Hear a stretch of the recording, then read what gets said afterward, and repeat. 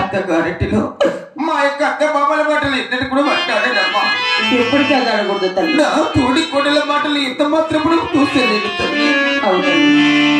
వారం శనివారం ఒక ముద్ర అమ్మా మా యొక్క అత్తగారు కాళీతో చెప్పిన మాటలు నా చేతులా చేసుకుంటూ అవుతుంది.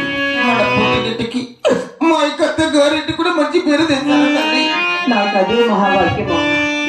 అమ్మా మెచ్చి మెచ్చి మేలకమని నీ అన్న కొరికి ఇచ్చినారు. పెళ్లి చేశారే.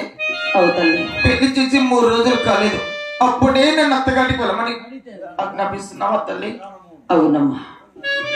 అమ్మా 10 మంది మగవారిని చుట్టూ పల్లెత్తి నవ్వకుండా ఎప్పటికీ నవ్వులో అమ్మా ఆఖరిని వారు మాకు మెన్నడికి చూడకుండా పొద్దు పోయి పొరిటికి ఏనాడికి వెళ్ళకుండా అవునమ్మా నీవు చెప్పిన మాట నామని దాచుకుంటాను తల్లి.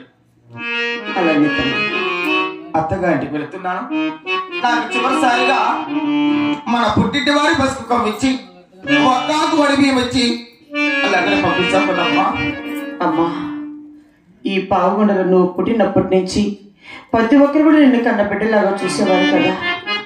ప్రతి ఒక్కరి దగ్గర పసుపు కుంకం తీసుకొని ఒడిగాలి బియ్యం తీసుకుని అత్తగారు వాళ్ళకి వెళ్ళిరా తల్లి.